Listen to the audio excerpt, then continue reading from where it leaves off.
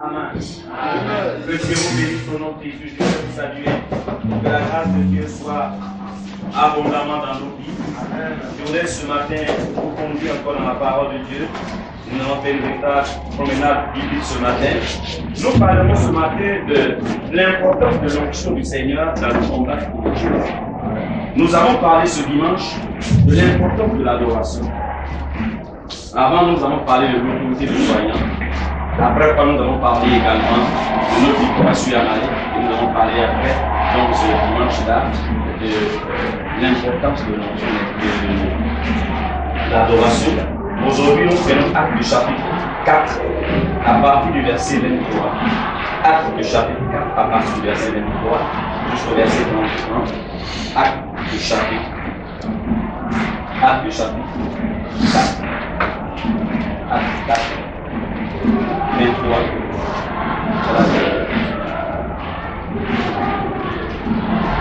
On va prendre Actes du chapitre 4.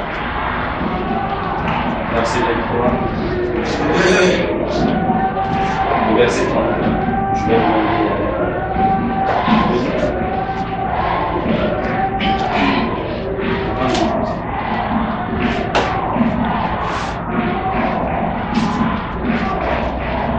Actes du chapitre 4, à partir du verset 23. Après avoir été relâchés, ils allèrent vers les leurs et ils racontèrent tout ce que les principaux sacrificateurs et les anciens leur avaient dit. Lorsqu'ils l'eurent entendu, ils élevèrent à Dieu la voix tous ensemble et dit: Seigneur, toi qui as fait le ciel et la terre, la mer et tout ce qui s'y trouve, c'est toi qui as dit par le Saint-Esprit, par la bouche de notre Père, ton serviteur David. Pourquoi ce tumulte parmi les nations et ces vaines pensées parmi les peuples? Les rois de la terre se sont soulevés et les principaux, les princes se sont ligués contre le Seigneur et contre son oint. En effet, contre ton saint serviteur Jésus, que tu as point, Hérode et Ponce Pilate se sont ligués dans cette ville avec les nations et avec les peuples d'Israël pour faire tout ce que ta main et ton conseil avaient arrêté d'avance. Et maintenant, Seigneur, vois leur menace et donne à tes serviteurs d'annoncer ta parole avec une pleine assurance, en étendant ta main pour qu'il se passe des guérisons, des miracles, des prodiges, par le nom de ton saint serviteur Jésus. Quand ils eurent prié, le lieu où ils étaient assemblés trembla. Ils furent tous remplis du Saint-Esprit et ils annonçaient la parole de Dieu avec assurance. Avec assurance. Alléluia. Voici un texte que nous venons de lire dans Actes des Apôtres. Actes, donc écrit par Luc, médecin, auteur de l'évangile selon Saint Luc. Actes est le seul livre historique du Nouveau Testament. Actes relate l'histoire de la naissance de l'Église, mais aussi l'histoire du développement de l'Église. Alléluia. Et dans ce livre de Actes, depuis le chapitre 1, le verset 8 suivant, Jésus avait déjà ordonné de demander à ses disciples d'attendre à la chambre forte. Et il y avait 120 personnes dans la chambre forte qui attendaient la présence de Dieu.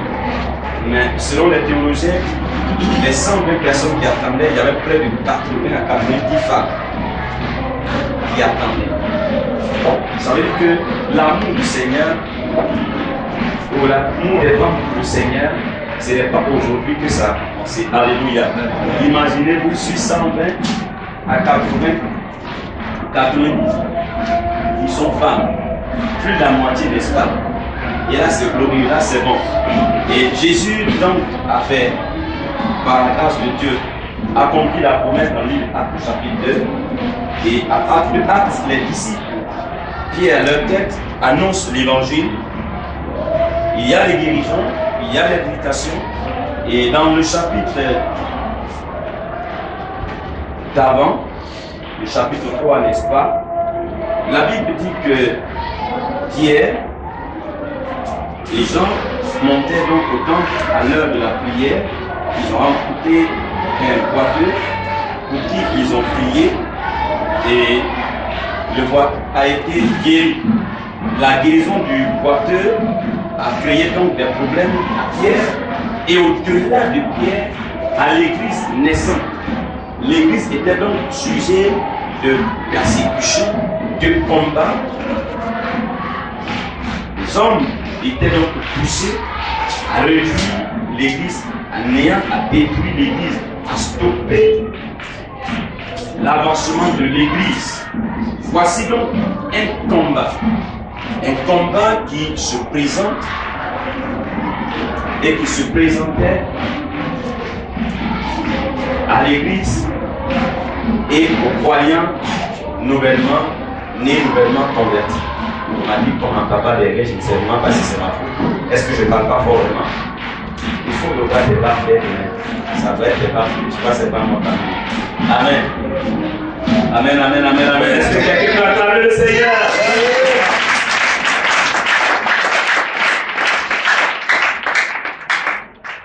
Ça va? On m'entend? Ça va? On m'entend? Amen. Ça va? On m'entend maintenant? Derrière, on m'entend?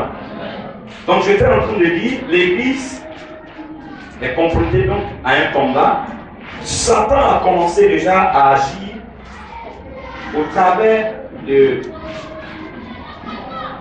Juifs, des pharisiens, des Sadducéens, pour stopper l'avancement de l'Église.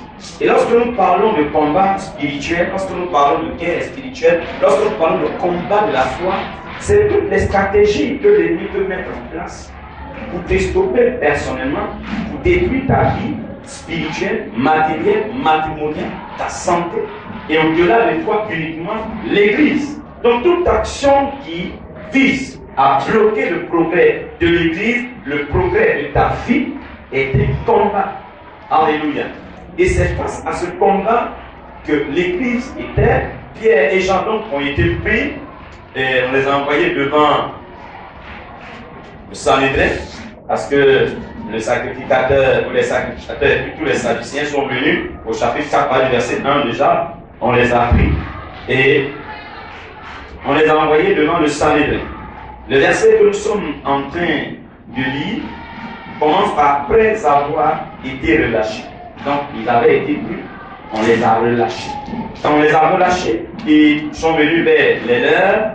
Ils ont commencé donc à raconter tout ce que les principaux sacrificateurs, parce que laissez-moi vous dire, l'histoire de l'Église, ou même la vie de l'Église, quand nous parlons du Nouveau Testament, quand nous parlons de la Nouvelle Alliance, la vie de l'Église se passe, et la vie de Jésus se passe au cœur même de la loi, des commandements de l'ancienne alliance.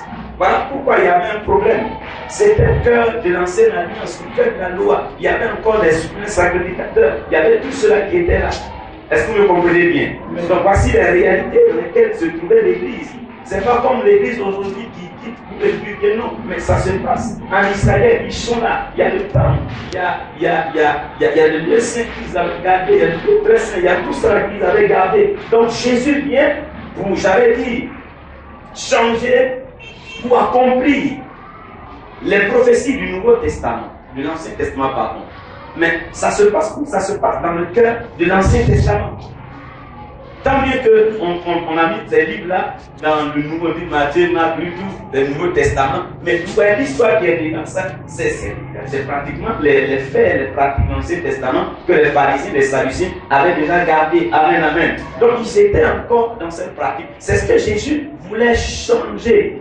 Et en voulant changer, en voulant accomplir les prophéties de l'Ancien Testament, ça entraîne des problèmes. Il vient donc, il dit bon, maintenant, je suis le sacrifice. Je suis celui qui va mourir à la croix pour sauver. Ça, c'est un sacrilège. Qu'est-ce qu'il est en train de dire? C'est pourquoi il dit, il vous a été dit, mais moi je vous dis, il est en train de les amener à sortir de la loi de l'Ancien Testament. C'est pourquoi vous allez voir que même certains étaient obligés, je crois, Timothée, de pouvoir les circoncire pour les envoyer dans certaines églises. Ils étaient obligés. Alors l'histoire donc se passe là, les soins sacrificateurs viennent, ils saisissent les pieds, les jambes. Il dit, mais qu'est-ce qu'on est en train de faire? Au nom de qui vous êtes en train de parler? Nous, on parle au nom d'Élohim, mais vous parlez au nom de qui? Il dit, on parle au nom de Jésus, Dieu, Fils de Dieu. C'est un sacrilège. Est-ce que vous me comprenez bien? Voilà. Du moment où nous allons commencer à nous attaquer aux œuvres des ténèbres, on va commencer à dire que l'idolâtrie c'est pas bon. On va commencer à dire que fétichisme c'est pas bon. Tel c'est pas bon. Nous sommes en train de nous attaquer au cœur du diable. Ce qu'il utilise pour prendre des hommes, pour les maintenir captifs. C'est ce que nous sommes en train d'attaquer, c'est ce qu'on veut détruire. En ce moment, s'engage un combat. Que vous le voulez ou pas, que vous soyez d'accord ou pas, le jour où vous avez accepté de devenir chrétien, vous avez accepté de vous engager dans un combat. Amen, amen. Ça c'est clair. Dans tous les cas, il y a deux temps. Vous êtes dans l'un, vous êtes dans l'autre. Mais quel que soit le temps dans lequel vous êtes en tout cas dans un temps de combat. Mais pour moi, ce n'est pas au fait des stratégies humaines qui sont les choses les plus importantes. C'est pourquoi, lorsque les disciples ont été attaqués, ont été pris, on leur a dit, ne parlez plus au nom de Jésus. C'est terminé. Parce qu'ils ont commencé à leur dire, Pierre a commencé à leur dire, il dit, mais la pierre que vous avez rejetée, c'est cette pierre qui est la principale. Au verset du chapitre 4, il va dire, il n'y a pas de salut. Il n'y a de salut en aucun autre nom, car sous le ciel, il n'y a aucun nom qui a été donné parmi les hommes par lequel on doit être sauvé si ce n'est Jésus. C'est pour ça que c'est un de combat. Du moment où vous voulez faire une réforme, vous voulez apporter quelque chose, vous allez arracher des âmes à Satan. C'est un combat dans lequel nous nous engageons. Ils sont pris, ils sont frappés, ils sont emprisonnés. On leur a dit plus jamais vous n'allez parler au nom de ce Jésus. Amen, amen, amen, amen, amen. Plus jamais. Si on vous entend parler au nom de Jésus, on vous fout en prison. C'est compris? Allez, sortez. Ils retournent. Qu'est-ce qu'ils font? Ils ne prennent pas le bagage pour fuir. Ils ne prennent pas les bois pour dire qu'on va les attendre. Quand ils vont venir et qu'ils vont vouloir nous empêcher, nous aussi nous prenons le bois. C'est pourquoi la Bible dit que notre combat n'est pas charnel.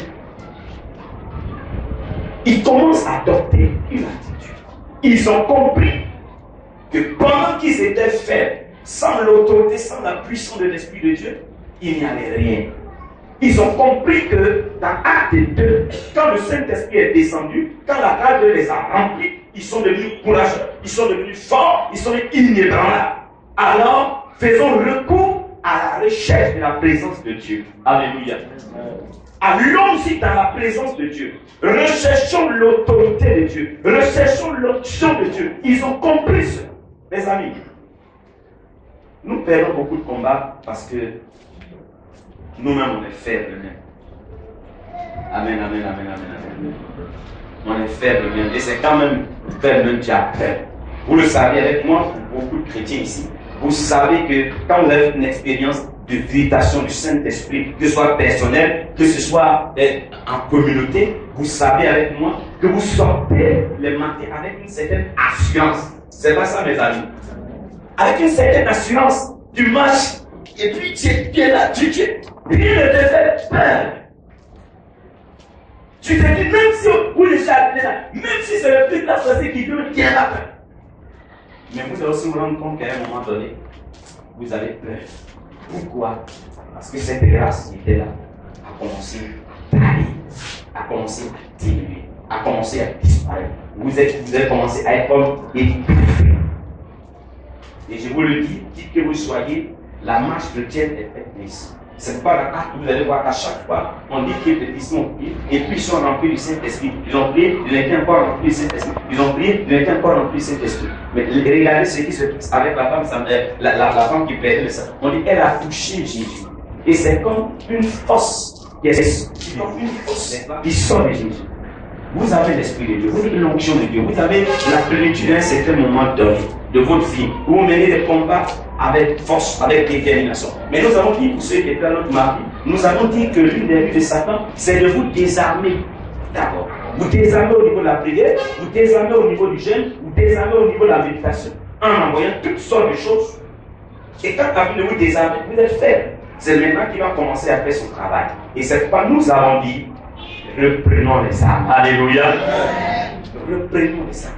Et quand nous avons repris les armes, il faut qu'on soit des adorateurs, mais il faut aujourd'hui que nous soyons des hommes et des femmes remplis de la présence de Dieu, de l'Esprit de Dieu, de l'onction de Dieu. Sans cela que nous allons pouvoir résister dans le combat. Sans cela que nous allons pouvoir avoir la victoire sur tout ce qui se peut. Jésus a dit aux disciples, vous recevez une puissance du Saint-Esprit pour être mes témoins. Pour être témoins, pour avoir la victoire. Il faut que nous ayons l'autorité de l'Esprit de Dieu dans notre vie. Quel que soit le combat dans lequel on se trouve, il faut que nous ayons l'autorité de l'Esprit de Dieu dans notre vie. Et la Bible dit, ils ont prié, et quand ils ont fini de prier, alors ils ont dit d'abord, verset 29, et maintenant Seigneur, vois la menace, et donne à tes serviteurs d'annoncer ta parole avec une pleine assurance. Mais comment? En étendant ta main pour qu'il se fasse des guérisons, des miracles, des prodiges, par le nom de ton saint serviteur Jésus. Quand ils eurent prié, le lieu où ils étaient assemblés trembla, et tous furent remplis du Saint-Esprit. Et ils annonçaient la parole avec assurance. Ils ont commencé donc à affronter l'opposition avec assurance. Pourquoi? Parce que remplis de l'Esprit de Dieu.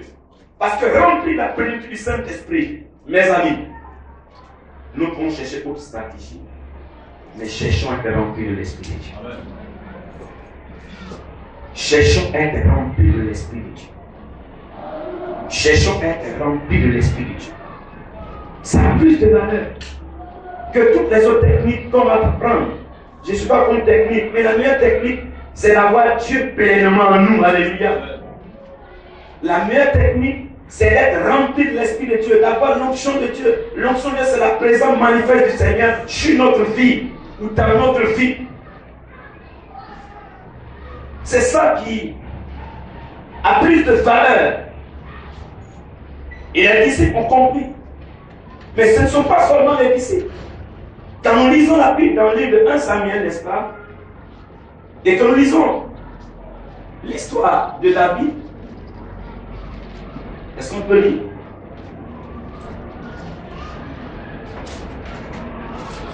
Et Samuel, c'est ce que j'ai dit, non? Vas-y, verset 12. Oui. Et le verset 12. Isaïe l'envoya chercher. Oui. Or, il était blond. Oh, il était blond. Avec de beaux yeux et une belle figure. Ouais, c'est pas ça qui nous intéresse. Pas même beaux yeux, belle figure. S'il n'a pas l'option, Satan va gratter ton beau visage. Il va même couper dessus, même tout. Voilà. L'Éternel dit à Samuel. L'Éternel dit à Samuel. Lève-toi. Oui. Point-le. Car c'est lui. Samuel prit la corne d'huile. Oui. Et l'oignit au milieu de ses frères. Oui. L'Esprit de l'Éternel saisit David. Oui. À partir de ce jour. Et dans la suite. Oui. Samuel se leva. Oui. Et s'en alla à Rama. Mais vous allez voir qu'à la suite, David va croiser Goliath sur son chemin. Mais qu'est-ce qui a fait la différence entre David et Saül et toute son armée? Avec toute leur stratégie de guerre, parce que l'armée s'entraîne avec toutes les stratégies de guerre, comment il faut éviter épée, quand on lance, tout cela on l'a appris pendant des années. Ici, souvent c'est 2 ans, 3 ans. Il y en a même qui continuent, qui vont en Europe, qui apprennent les techniques de guerre. Comment éviter pas tout ça? Ils ont appris tout. Ça ne les a pas emmenés à vaincre Goliath. Si j'entends dire que les techniques ne sont pas bien, c'est parce que je suis en train de dire. J'ai dit que ça ne suffit pas. Amen. Ça ne suffit pas. ça ne suffit pas. Dis à ton voisin, ça ne suffit pas. Et la Bible nous dit que David avait l'Esprit de Dieu sur lui à partir de ce jour. Et les jours suivants, c'est à ce moment qu'il a croisé Goliath. Pendant que, un bon moment après 40 jours, Goliath était en train d'insulter le grand roi, le premier roi, le tout-puissant roi, le fort roi, avec son armure et son armée. Goliath au chapitre 17, verset 1 pour dire, je jette en ce jour un défi à l'armée d'Israël. Donnez-moi un homme et nous nous battrons ensemble. Saül et tout Israël entendit ces paroles ou les paroles du Philistin et fut effrayé et saisi d'une grande crainte. Frère, il y a une chose. Quand tu n'as pas rempli les yeux, tu as peur. Petit mouche, tu as peur. Quand tu remplis la grâce de l'Esprit de Dieu, tu as la présence de Dieu, tu n'as peur d'aucun combat, tu n'as peur d'aucun défi. Et ce qui fait notre échec, c'est le fait que nous négligeons ce côté. Si je vais dire à quelqu'un, te dire, ce n'est pas ce que les gens écrivent, c'est pas le fait de dire, il faut faire Pierre. Bon, c'est les stratégies mini-binaires, c'est les stratégies 3 et 4, c'est là que les sorciers sortent, maintenant il faut ça. Ça c'est musulman. Non, il faut faire des kineurs. Là maintenant ils sont sortis sur la table. Et c'est moi toi qui prie par rapport à leur sortie. Alléluia. Non, les techniques, il n'y a pas de problème. Mais j'ai dit, si tu as toutes les techniques et que tu n'es pas rempli de la présence de Dieu, tu n'as pas la puissance de Dieu, tu n'as pas l'autorité de Dieu, tu seras vaincu. Goliath dit à Saül, Saül, si tu es garçon, waouh, waouh, oui, c'est un bon.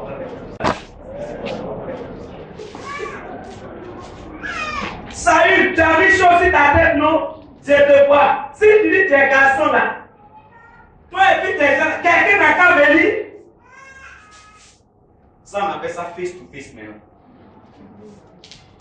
Vous voyez, le combat en groupe, tout parler en groupe, il n'y a pas de problème. Toi, même si tu n'as pas fait, tu peux dire, mais quand il y a un face to face, ça devient sérieux, n'est-ce pas? Il dit, viens. Saül, tu es roi, non? Viens. Oui, qui est là-bas? Jonathan, viens. Tel, viens. La Bible dit, ils ont entendu la voix. Et tout Israël a entendu. Et il fut effrayé. Non seulement effrayé, parce que effrayé, dans tous les cas, on fait effrayer à un moment donné où tu es assis, tu ne sais pas, et puis tu t'effrayes. Mais la Bible va ajouter, et saisi d'une grande crainte. La Bible ne parle d'une crainte, mais une grande crainte. La dimension de la crainte était grande. Je me dis que Saül est en train de faire déjà son testament. Il dit Jonathan, bon, c'est quel celui-là c'est un fou. Façon de voir là. Là, c'est un fou. Puis là, il peut courir pour commencer à venir l'attaquer, on ne sait jamais. Et s'il meurt, il faut bien gagner le royaume. Celui qui n'était pas sûr de la grâce de Dieu sur sa vie, c'est lui qui fait testament avant le combat. Il fait testament avant le combat. Allez, il a peur même déjà. Jonathan dit non, on ne va pas ce qu'on va faire. Si tu restes, c'est mieux. Bon, si moi il veut moi j'étais tout ça pour partir. Moi il va me prendre le temps, il est sur moi. Toi c'est déjà arrivé, et puis on t'envoie ailleurs. Et on reste que tu la une fois pour la deuxième. Puis mon fils, il fait tout que j'ai intelligent. Alléluia. Il y a, je crois que nos enfants avaient bien joué la mort à une famille. Puis il dit bonjour. Mon gars qui va répondre bonjour. Il dit je vous salue, bonjour. Papa était là. Et ses enfants. Bonjour. Il va répondre. Bonjour. Il va dire bonjour. dit qui est le plus grand ici? C'est lui. Il dit c'est son fils, mon fils qui est le plus grand. Ah, c'est bien. Alléluia. Son fils qui est le plus grand, mais c'est quand même bizarre. Donc en réalité, les gens ont peur. Mais comme il y avait l'esprit de Dieu, il y avait l'onction de Dieu sur la vie de David, parce que la Bible dit que l'onction brise le joug. Opposition qui est devant, l'onction étant sur ta vie, ça va enlever. Parce que l'esprit de Dieu t'ayant rempli, l'onction étant remplie, ta présence même va avec les démons vont fuir. Alléluia. Ils vont fuir. Pourquoi? Parce qu'ils ont en face de quelqu'un. C'est pas ces esprits. La vie des états d'esprit, on peut comprendre. Là, on est dans chicoté. Alors, David vient. David arrive. David n'a jamais fait école militaire. Mais la Bible dit, dans le livre de Corinthiens, je crois 1 Corinthiens 2, sauf erreur, 9, 10 suivant, que l'Esprit de Dieu sonde même la profondeur de Dieu. Il connaît même les choses cachées. Tout ce qu'il y a comme technique, stratégie, tout. Il tombe déjà. David arrive. Il dit, mais qu'est-ce qui se passe ici, là? Il y a quoi? On dit, chacun disait, avez-vous vu s'avancer ce temps? C'est pour jeter à Israël un défi qui s'est avancé. Et puis le roi dit, si quelqu'un le tue, le roi va donner toutes les richesses. Sa fille, il affranchira la maison de son père. David a vu ça pas en problème, mais en opportunité. En opportunité de se marier à un âge bien jeune, alléluia. En opportunité d'avoir de l'argent à un âge bien jeune. En opportunité de faire affranchir sa famille. J'ai dit que Goliath, n'est-ce pas, pour ceux qui ont commenté, Goliath, en fait, n'est pas un problème, mais c'était une opportunité pour les tueurs des géants. Amen, amen, amen, amen, amen. Et j'ai dit, j'ai envoyé certainement des messages à quelqu'un en disant, c'est lui hier, je leur ai dit, au fait, l'onction et la grâce à laquelle Dieu nous a destiné, on n'a même pas encore atteint les 1 centième, je vous assure. Je vous assure, je vous parle de quelque chose. Pourquoi pouvez-vous comprendre que les gens de l'Ancien Testament, qui n'étaient pas fils de Dieu, qui étaient appelés peuple de Dieu, ont fait des exploits que nous, les problèmes du Nouveau Testament, on n'arrive pas. C'est ce que vous comprenez bien. Comment pouvez-vous comprendre que Samson, comment pouvez-vous comprendre que et nous, les croyants du Nouveau Testament, en qui le Saint-Esprit pousse tous les jours, dit la Bible. Tous les jours, l'Esprit de Dieu est en nous, tous les jours, dit la Bible. Pourquoi nous n'avons même pas fait un dixième, un millième de ce qui s'est passé dans l'Ancien Testament? Vous ne voyez pas que nous sommes en train d'échouer? Vous ne voyez pas que nous sommes en train d'échouer? Le croyant qui se trouve, la Bible appelle le temple de l'Esprit de Dieu. Est-ce que vous comprenez? La demeure, la maison, le logement, là où vit, là où est, là où demeure l'Esprit de Dieu, qui est capable de relever un défi, qui est incapable. Est-ce que vous comprenez ce que j'ai en train de dire?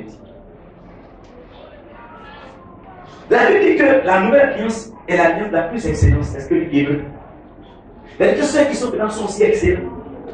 Mais comment pouvez-vous comprendre que ceux qui sont dans l'alliance la plus excellente sont aussi limités, sont aussi incapables? Des jeunes incapables, des femmes incapables, des hommes incapables, des hommes incapables de relever les défis de la Bible.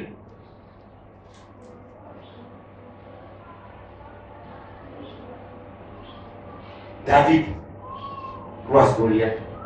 Il voit son opportunité. C'est un combat. Il accepte le combat. Il sait quoi? Il sait qu'il a l'onction sur lui. Alléluia. Il sait que l'onction était sur lui. Il dit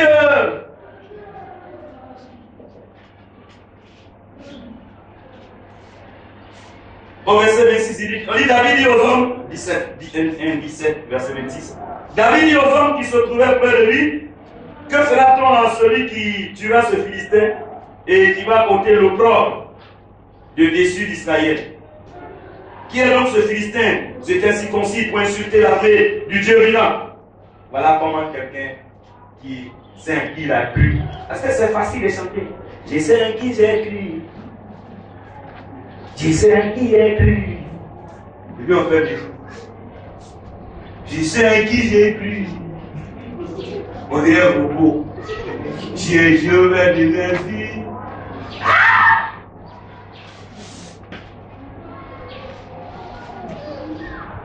Amen.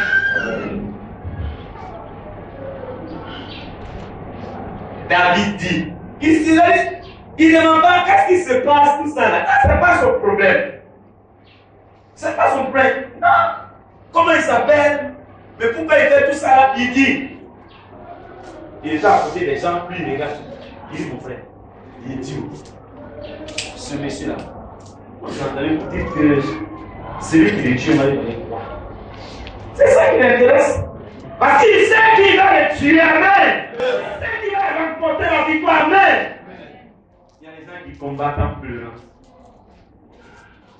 Il n'a même pas su sa victoire. Si vous voulez pleurer, pleurez devant le trône de Dieu. Mais ne pleurez pas devant ça. De la façon que vous comprenez bien. La Bible ne vous interdit pas de couler les larmes, même David en enfer, mais devant le trône et non devant votre adversaire Goliath. Vous pouvez couler les larmes devant le trône de Dieu, il est miséricordieux, mais Satan n'est pas miséricordieux. Si tu veux, toutes les larmes vont finir là-bas. Mais c'est là même qui va finir avec toi. Il va pas même que tu sois étouffé là, de tuer, c'est plus facile. Tellement tu as pleuré, tu n'as plus de force. Il va mettre un doigt sur l'ange. Vous voulez couler les larmes devant le trône de Dieu. Mais ne pleurez pas devant les trônes. Ne pleurez pas devant les dieux. Pourquoi? Dis à ton voisin. Pourquoi tu pleures devant les opportunités? Déboussolé, troublé. Pourquoi? Si tu peux vraiment chanter tous les jours, je sais à qui j'ai cru. Mais pourquoi? Il dit, celui-là, celui qui va le tuer, on lui donne quoi? C'est tout mon problème. Alléluia. Amen. Alléluia. Amen. Alléluia. Amen.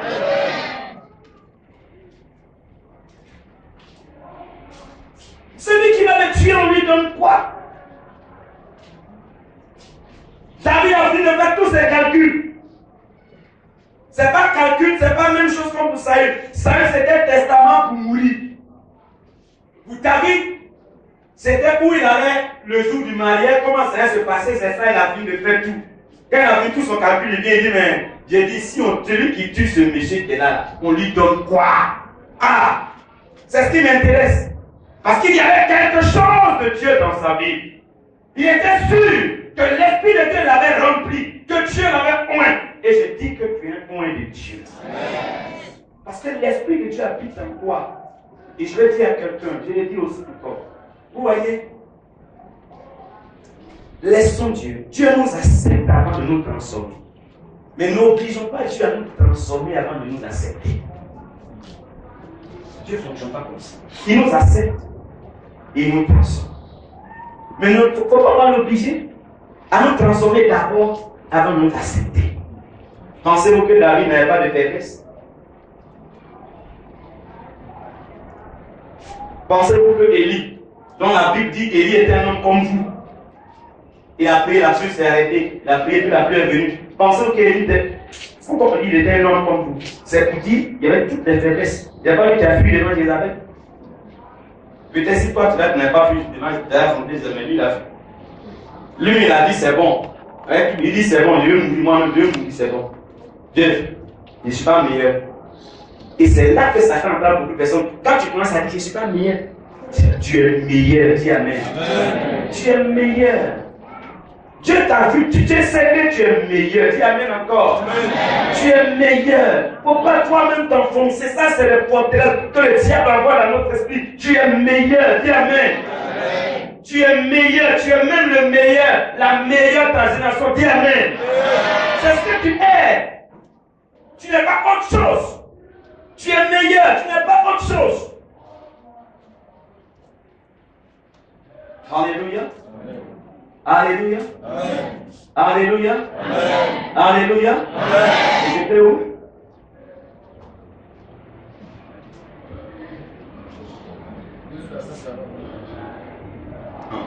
J'étais où dans le livre de la Bible? Voilà, merci, c'est là-bas. Je disais, David avait tout son programme. C'est pas ça? Tout son programme, il a fait. Mais c'est pas programme pour lui.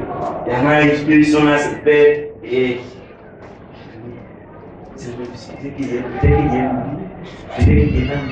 Et qu'est-ce que c'est? Comment tu peux penser que Satan est devenu dans les Dieu? Pourquoi tu peux penser les choses? Ah, toi aussi. Ah. Quel genre de penser ça? Alors le jeune homme vient, il a l'esprit de Dieu, il a l'onction de Dieu, il a la présence de Dieu. Il dit, donnez-moi Goliath. Il a trop tué ici, donnez-moi Goliath. Je vais le tuer, ça va finir, on va aller au village. Ah! Donnez-moi, dis à quelqu'un, donnez-moi Goliath. Dis encore, donnez-moi Goliath. Tu n'as pas dit quoi, tu n'as pas dit la conviction. Donnez-moi Goliath. Dis encore plus fort, donnez-moi Goliath. Il a trop tué ici, donnez-moi Goliath. Alléluia. Réclamez Goliath pour le tuer, ne tuez pas.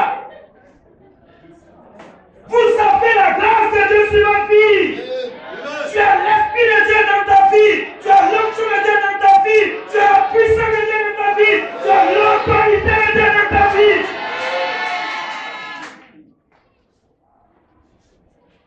Et tu sais pourquoi Dieu te donne ces gros combats?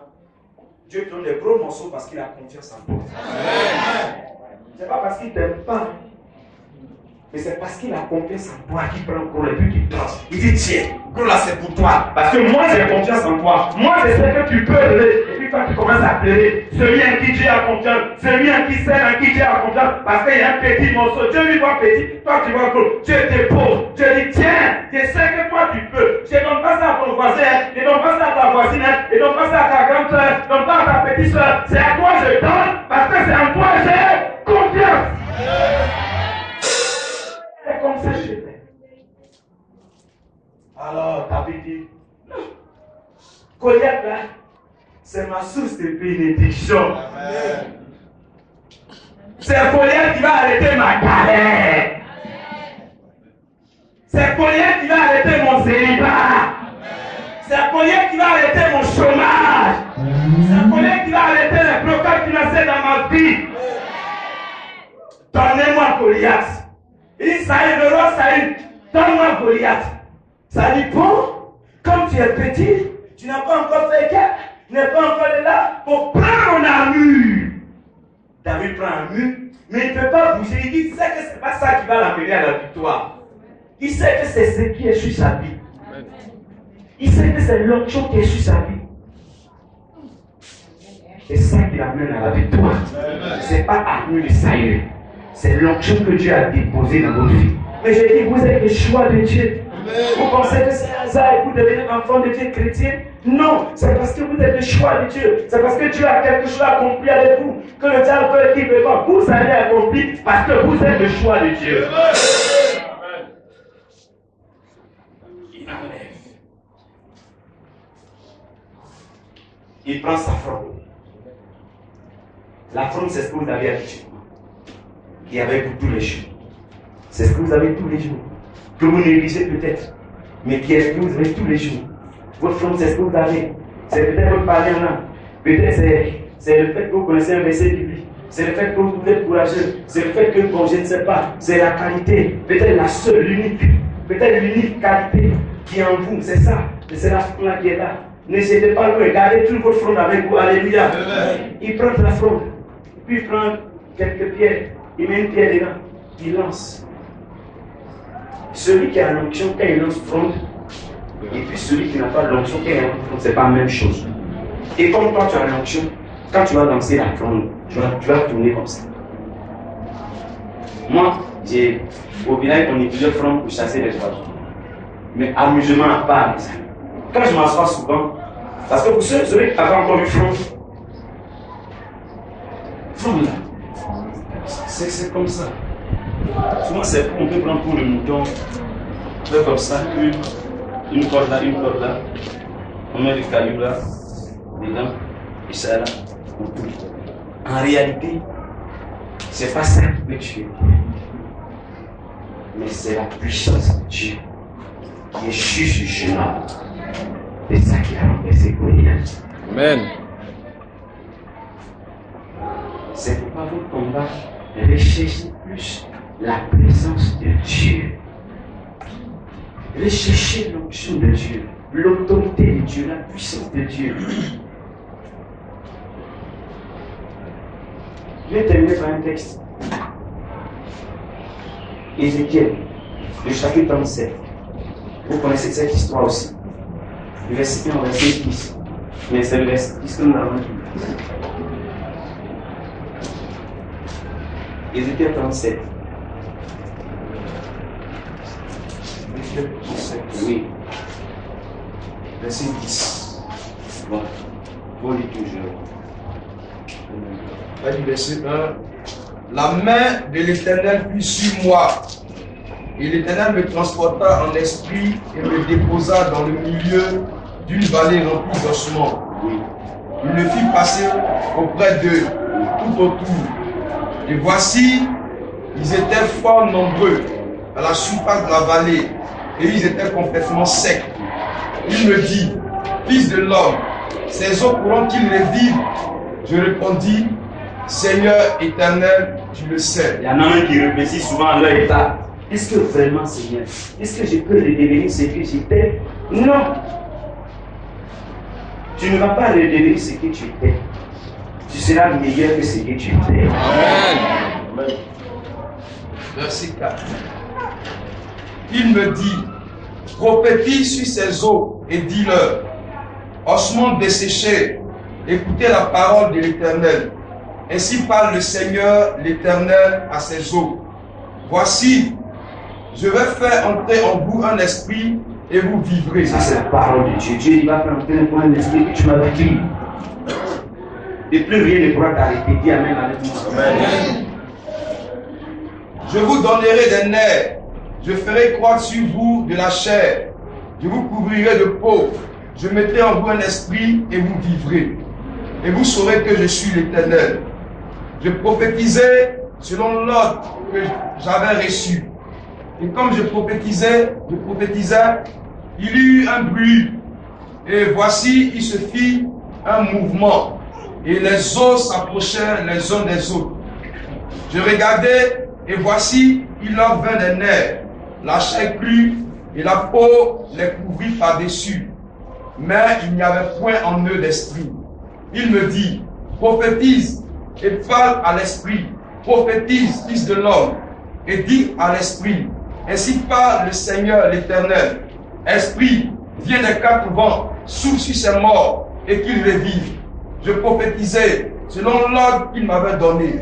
Et l'esprit entra en eux, et il reprit vie, et ils se tinrent sur leurs pieds. C'était une armée nombreuse, très nombreuse. Prends le 10, c'est le 10 qui va nous intéresser. Lis le 10 encore. Je prophétisais Oui. selon l'ordre qu'il m'avait donné. Oui. Et l'esprit entra en eux, et il reprit vie, et ils se tinrent sur leurs pieds. Voilà, c'est la dernière partie que tu vas lire qui nous intéresse. C'était une armée nombreuse, oui, très nombreuse. très nombreuse. Au fait, tu aurais besoin d'une armée pour la guerre, pour le combat. Mais il s'est avéré que l'armée du Seigneur était desséchée. Il était plein des ossements. Il n'y avait plus de vie. Pourtant, le Seigneur a besoin d'une armée du combat. Pourtant, le Seigneur a besoin d'une femme. Le Seigneur a besoin d'un jeune homme. Il a besoin d'un homme pour le combat. Mais il savait que tout ce qu'il trouve, c'est des ossements. Et le Seigneur appelle Ézéchiel. Il dit, regarde-les. Est-ce que tu penses qu'il peut le revivre? Alléluia. Il dit en tout cas, vois ce que tu sais.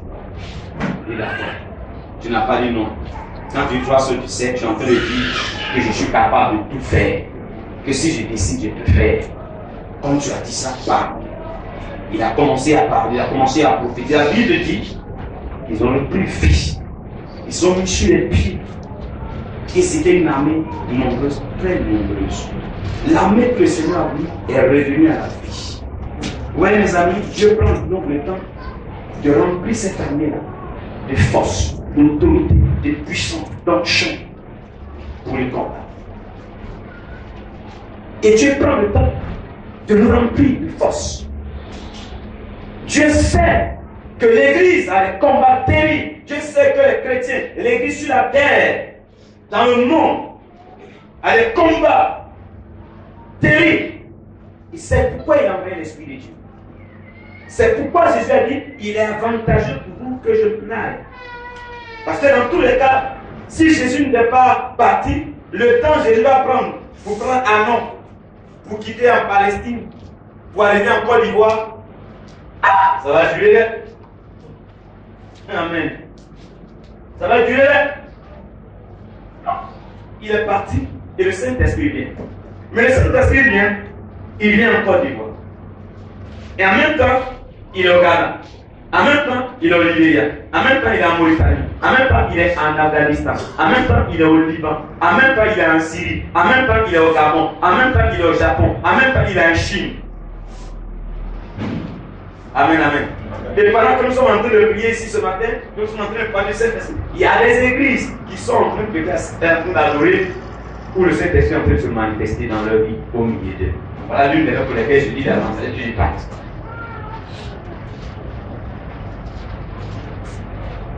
Il vient donner la force à l'église de Dieu. Il vient donner le courage aux hommes et aux femmes. Il vient leur donner l'assurance. Il vient les soutenir dans les combats individuels. Il vient les soutenir dans les combats communautaires. Et si nous permettons à l'Esprit de Dieu de prendre le contrôle de notre vie, nous allons avoir la victoire dans tous les combats que nous avons. Qui amène avec elle. Et ma prière ce matin, c'est que chacun puisse aspirer à ça. Puisse comprendre que j'ai besoin d'encore de plus de niveau, de plus d'onction, de plus de dimension de l'Esprit de Dieu, de plus de force, de plus de capacité, de plus d'autorité. Parce que je vais te dire, chaque jour qui va passer, les combats ne feront que grandir. Ceux qui pensent que les jours qui passent, les combats vont devenir petits pour eux, vous vous trompez et trompez-vous. Chaque jour, les combats que vous aurez se feront grandir.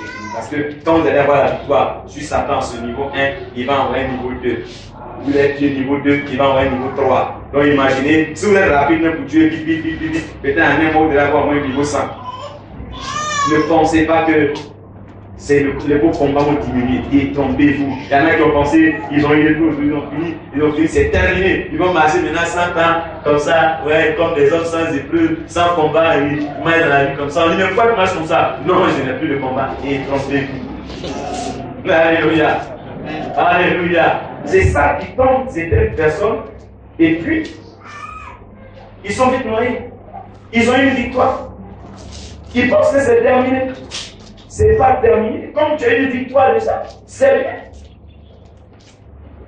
Un autre combat va venir. Si c'est un seul qui a vécu, ça doit dire que son coup de pied là, c'est pas bon. Le seul, j'ai envoyé la lancer pour pas. Je vais envoyer deux pour voir s'il peut sauter à les deux pieds comme ça.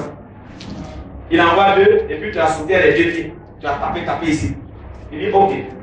Je vais envoyer trois. Pour voir comment il va faire les trois. On va voir qu'est-ce que le pasteur dit par rapport au soir. Alléluia! Que Dieu vous bénisse.